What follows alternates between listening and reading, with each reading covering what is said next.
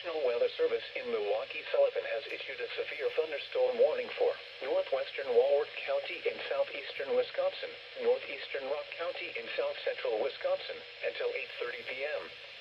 At 7:50 p.m., a severe thunderstorm was located near Milton, moving northeast at 35 miles per hour. Hazard, 60 miles per hour wind gusts and quarter-size hail. Source, radar indicated. Impact, hail damage to vehicles is expected.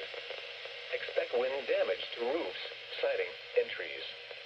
Locations impacted include Janesville, Whitewater, Elkhorn, Delavan, Milton, Richmond, LaGrange, Abels Corners, Tibbetts, Millard, Avalon, Emerald Grove, Johnstown Center, and Lima Center.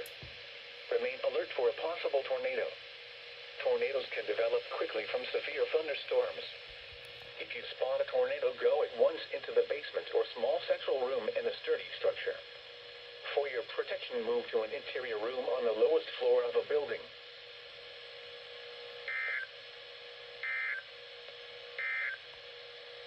The following